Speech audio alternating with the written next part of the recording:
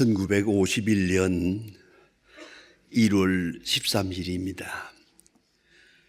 이날은 제가 고향을 떠나는 그날 아침입니다. 중공군이 개입되어서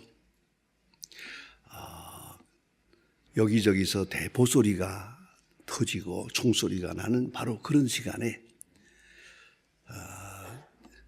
이제 모두가 후퇴를 합니다. 그게 우리가 아는 일사후퇴라는 겁니다.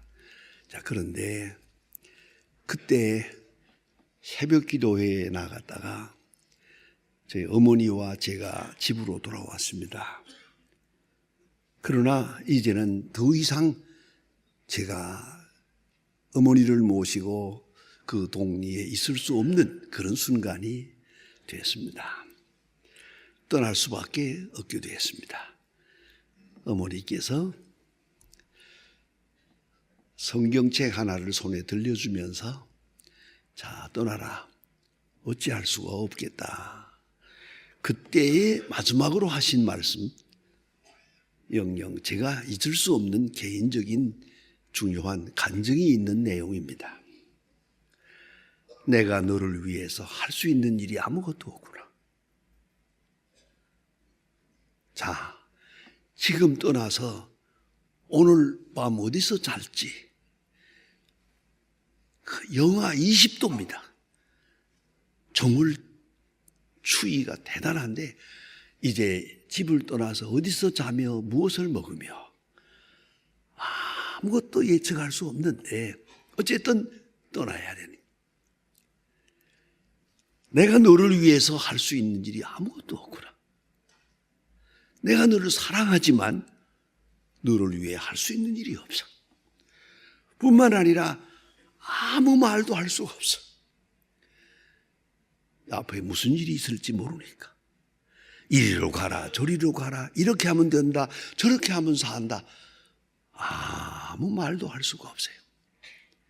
이렇게 무능하고 이렇게 무지하고 답답할 수가 없다. 딱 한 가지. 네가 떠난 후 나는 새벽마다 이 시간에 기도할 것이다. 그런 거로 너도 새벽이 되거든 나와 함께 기도하라. 이렇게 어머니는 말씀했습니다. 여러분, 우리 어느 순간에는 아무것도 모릅니다.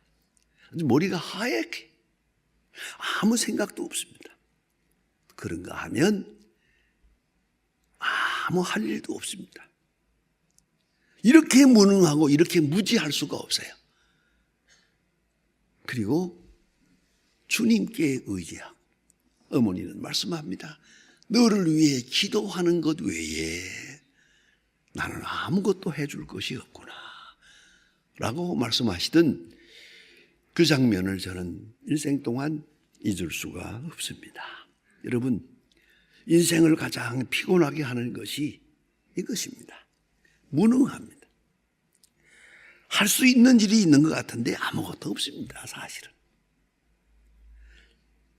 절박한 순간에, 결정적 순간에 아무것도 없습니다. 그뿐 아니라 아무 말도 할 수가 없습니다. 이렇게 하면 된다 저렇게 하면 된다. 현재도 과거도 미래도 무지하기 짝이 없습니다. 참 이름을 대면 여러분이 알만한 유명한 실업가가 있었습니다. 그는 하버드 대학에서 박사학위를 했고 한국에 나와서 많은 일을 했습니다. 사업적으로도 일했고 학문적으로도 그런 분인데 갑자기 암에 걸려서 급성간암에 걸려서 병원에 입원했습니다. 그래서 찾아갔습니다. 그분이 한 말을 참 너무너무 절절하게 귀에 남아 있습니다. 목사님, 내 생애에 이런 시간이 있으리라고 미처 생각하지 못했습니다. 내 생애에 이렇게 끝나는 날이 속히 오리라고는 아무 생각도 못했습니다. 무지하고 무능하기 짝이 없는 겁니다. 그뿐입니까? 고독함. 어느 누구의 말도 위로가 되지 않습니다. 옆에 자식들이 서 있다고 위로가 되겠습니까? 아내가 옆에서 운다고 위로가 되겠습니까? 이 절절한 시간에는 아무 위로도 없습니다. 나 혼자일 뿐입니다. 그런가 하면 조금 더 생각하면 주변에 사람들의 질투를 느낍니다. 많은 사람들이 이 일을 보며 뭐라고 할까? 후원이 아니고 성원이 아니고 시기 질투하는 사람들이 너무 많아요. 그 속에서 더더욱 깊은 고독을 느끼게 됩니다. 열심히 사는 것 같으나 목적이 없는 것 같고, 확실한 소원이 있는 것 같으나 무지하고 무능하고 쓸모없이 마치 쓰레기 같은 인간을 그렇게 살아온 것을 뉘우치며 괴로워할 때가 있단 말입니다.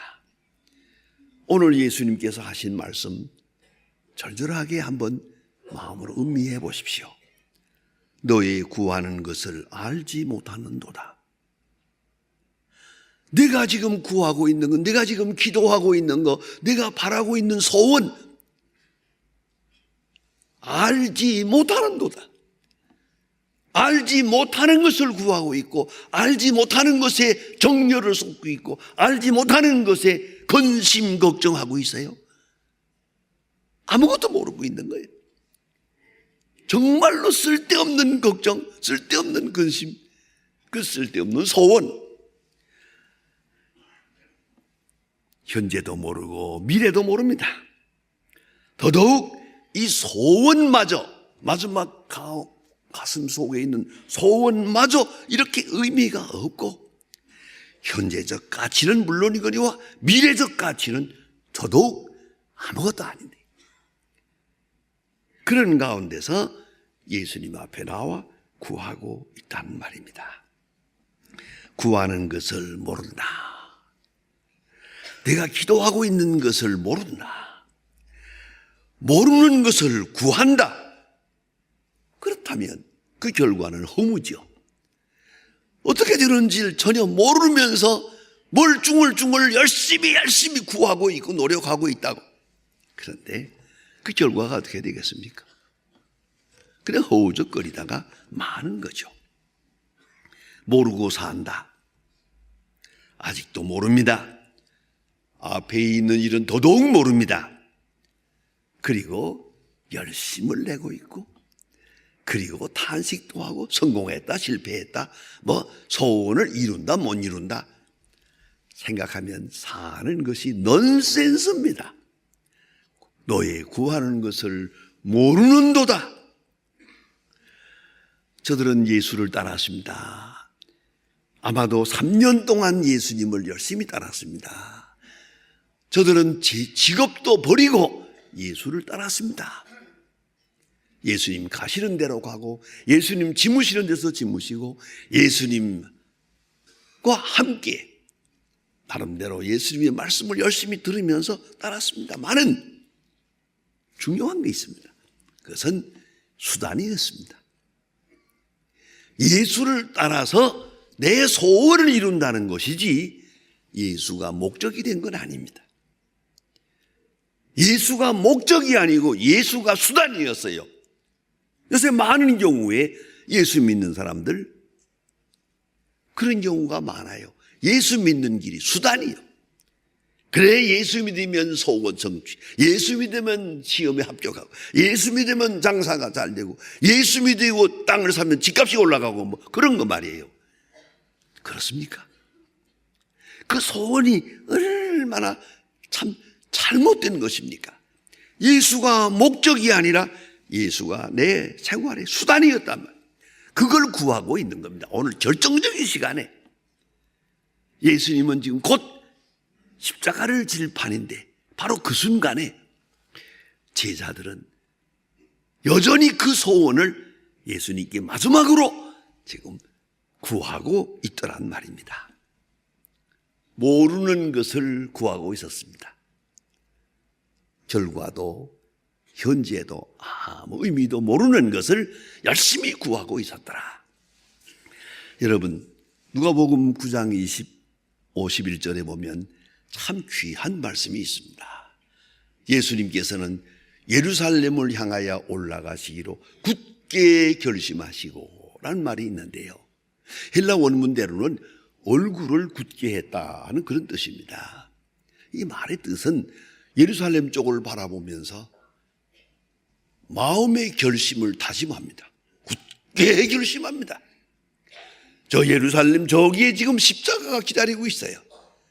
아시면서 그 길로 가시기로, 십자가를 지기로 결심하는 그런 모습을 볼 수 있습니다. 예수님은 십자가를 알고 십자가를 졌습니다. 십자가의 길로 알고 그 길을 갔습니다. 다 알고, 아는 중에 용기가 있었습니다. 모르고 하는 것이 아닙니다. 알고, 다 알고, 그 결과까지 다 알고, 그 다음 얘기까지 알고, 그리고 예수님은 십자가를 향해서 어엿하게, 담담하게 가고 계십니다. 가고 계시는데, 이런 십자가의 길을 가고 계시는데, 세베다의 어머니, 이 사람이 이게 특별한 사람입니다. 예수님을 지극히 사랑한 여인들 중에 하나입니다. 사랑을 많이 받은 사람입니다. 예수님과 가장 가까운, 멀리 생각하면 친척이라고 생각도 합니다. 이 사람이 예수님께 와서 요새 말로 말하면 외교를 합니다. 교섭을 합니다. 그것이 뭡니까? 떳떳하지 못한 일을 말했기 때문에 모름지기 몰래 와서 많은 사람들 틈에 나와서 조용하게 옛날 말 한마디 할까요? 사바사바 이렇게 됩니다. 예수가 아주 사바사바 하라 그래요. 예수님께 말씀했단 말이에요. 그게 뭡니까? 예수님, 우리가 믿기는 예수님이 꼭 유대 나라 왕이 되겠습니다. 뭐 인기로 보나 능력으로 보나 상황으로 보나 꼭 예수님은 유대 나라 왕이 될 것 같은데, 꼭 믿는데, 그때 우편에 좌편에, 이게 중요하잖아요. 우정성 좌정성 두 사람이 꼭 필요할 텐데, 내 아들 하나는 우편에 하나는 좌편에 앉게 해주세요. 여기 뭐냐 하면, 이거 누구냐? 야고보와 요한이에요. 야고보와 요한이 형제거든요. 하나는 우편에 하나는 좌편에. 자, 이게 무슨 말입니까? 언중언이 있습니다. 말 중에 말이 있어요. 이게 무슨 소린고 하니? 이 아들 둘이 지금 예수님을 따르는데, 예수님이 12제자 중에 3사람을 사랑했거든요. 특별히. 그래, 변화산에 올라갈 때도 3사람 데리고 올라가지 않았습니까? 특별히 예수님이 겟세마네 동산에 올라갈 때도 3사람. 3사람을 12사람 중에 특별히 사랑했는데, 이게 마음에 안 드는 거예요. 왜? 야고보와 요한 요 두 형제를 사랑했으면 우편에 좌편에 이거 틀림없는데, 세트로, 아주 세트로 맞는데 베드로가 걸려. 이게 또 수제자예요. 여기에 지금 언중언이 있습니다. 말 중에 말이 하나 있어요. 비밀이. 그 뭔지 아십니까? 베드로는 내려놓고, 베드로는 물리치고, 야고보와 요한 내 두 아들을 우편에 좌편에 앉게 해주세요. 이런 말을 하게 되는데, 베드로가 그걸 모를 리가 있나? 나도 아는데. 그 12제자가 다 알죠. 그러니까 시기 질투하죠. 저것이 뭔데 저런 소리 하느냐고. 이 오면이 배천구 열쇠를 가지고 있는 베드로가 있는데 저런 소리 하는. 그렇지 않겠어요? 이래서 이 말이 뭐냐면, 베드로는 물리치고 그만두고 내 아들 하나는 우편에 하나는 좌편에 앉게 해주세요. 그런 요구입니다. 그런 것을 구하고 있는 거예요. 그러니까 말이 분명할 수가 없죠. 되게 시원치 않은 말을 얼얼하거든요. 그러니까 예수님께서 딱 돌이키면서 너 무슨 소리 하느냐? 무엇을 구하느냐? 다시 한번 말해봐. 이게 된 거 아닙니까? 얼얼하게 말하니까. 자, 이제 보세요. 그때 예수님은 다 알고 말씀합니다. 내 잔을 마시겠느냐? 내가 마시고 좋아하는 잔을 마시겠느냐? 물어봅니다. 자, 하여튼 어이가 없는 것은 뜻도 모르고 구하고 뜻도 모르고 대답합니다. 마시겠습니다. 포도주인 줄 아시모네 이제? 예수님은 요한복음 18장 11절에 아버지께서 내게 주신 잔을 마시지 않겠느냐? 분명히 예수님이 말씀하고 예수님의 마음속에 이 잔이라는 말은 십자가를 말합니다. 십자가의 고난을 말하는 겁니다. 그래서 내 잔을 마시겠느냐? 뜻도 모르고 생각도 없이 그저 욕심만 가득해서 마시겠습니다 그럽니다. 예수님이 대답합니다. 그럼 마실 수 있지. 그러나 우편에 좌편에 앉는 것은 하나님이 하시는 일이다 하고 말씀하시는데 여기에 신비로운 말씀이 있습니다. 모르고 대답했습니다. 모르고 장담했습니다. 그러나 예수님은 알고 응답했습니다. 마실 수 있지. 바로 그 야고보가 12제자 중에 맨 먼저 순교합니다. 모르고 물었고 모르고 대답했지만 아시는 예수님께서 정확하게 말씀하십니다. 마실 수 있다. 먼저 순교한 것이 야고보입니다. 자, 그리고 예수님은 말씀하십니다. 너희는 우편에 좌편에 한나라의 영광 이것은 바라면서 먼저 할 일이 있음을 잊지 마라.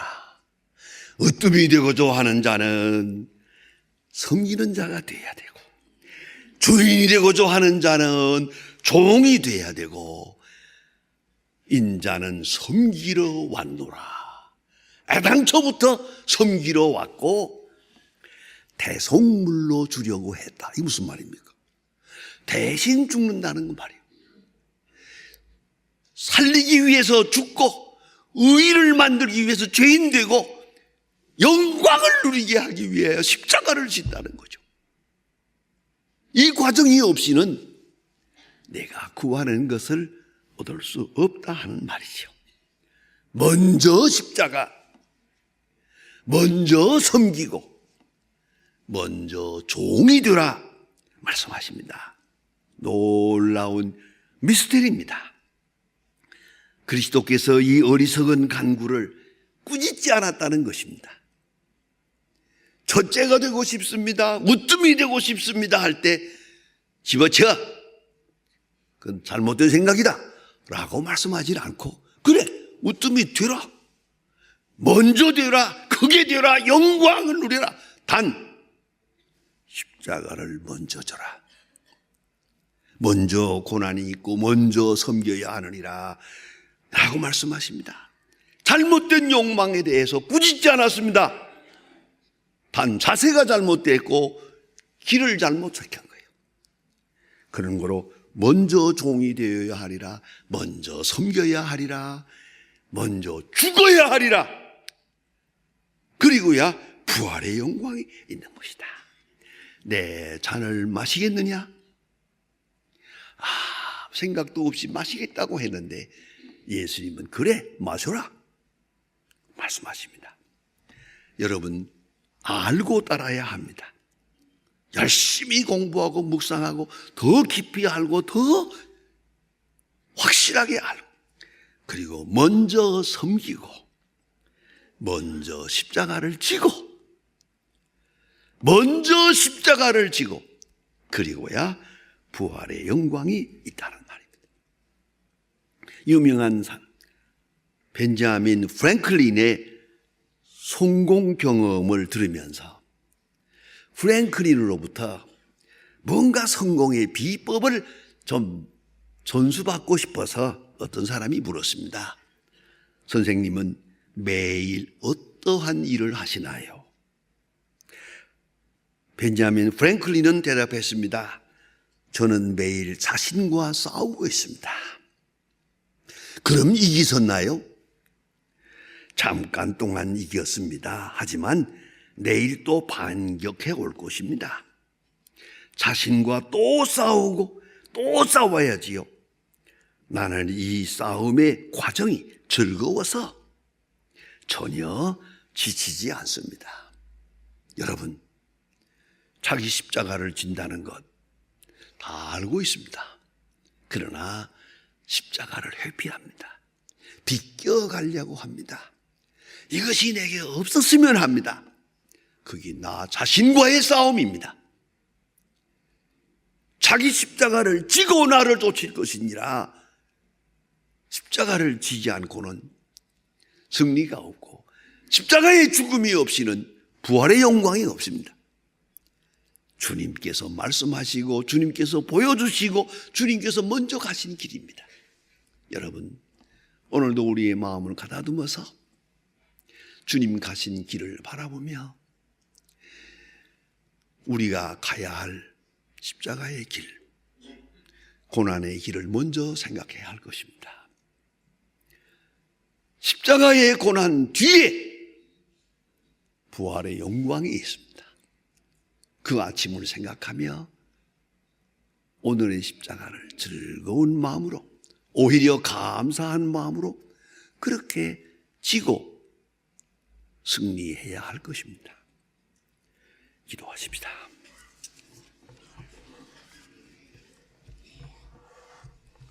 하나님 아버지, 오늘 아침도 주님 앞에 저희들이 나왔습니다. 주께서 우리를 위하여 고난 당하신 고난 주간에 이렇게 주님의 고난의 의미를 마음에 묵상하며 이 자리에 섰습니다. 주여, 십자가 없는 영광, 희생이 없는 축복, 섬김이 없는, 그리고 부귀를 바라고 있었던 모든 잘못을 용서해 주시고 이제는 주님의 귀한 말씀에 또 그 하신 역사의 신비로운 뜻을 깨닫고 먼저 자기 십자가를 지고 먼저 섬기는 자가 되고 먼저 종이 되며 주님께서 약속하신 부활의 영광과 그리고 먼저 되는 자의 영광도 누릴 수 있게 해 주시옵소서. 시간 함께 하셔서 늘 승리하게 하시고 잠시도 피곤해 지치지 않도록 믿음과 큰 은사를 더해 주시옵소서. 예수님의 이름으로 기도합니다. 아멘.